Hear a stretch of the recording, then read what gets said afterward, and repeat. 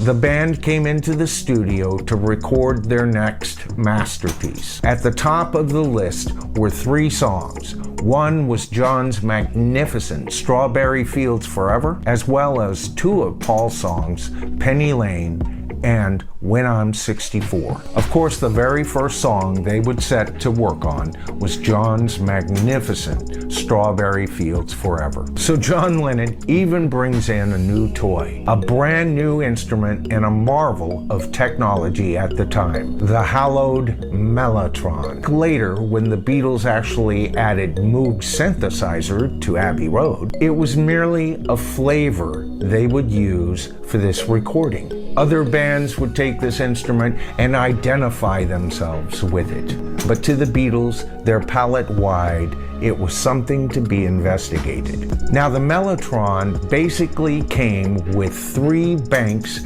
of taped, recorded music. And depending on what key you hit, it would play the note of that instrument. A prelude to modern synthesizers, certainly. It also, like a lot of Casio keyboards from the late 60s through the early 80s, came with a collection of pre-played little samba pieces, a brass section with a Jimmy Durante, yeah, at the end, and even a rather serious recording of a flamenco guitar. The very recording he would use on the continuing story of Bungalow Bill on the White Album a short time later.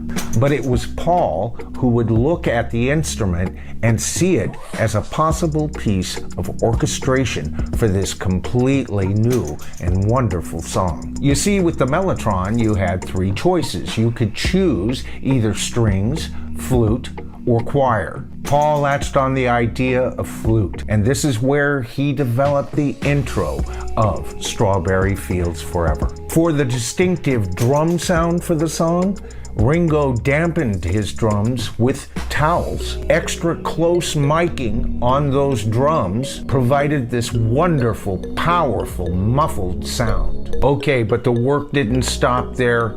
As a matter of fact, it had barely begun. Now, with the Beatles recording the basic tracks, Paul on the mellotron, and everyone assigned to their post, you would have thought that would have been a complete song. And indeed, it had its charms.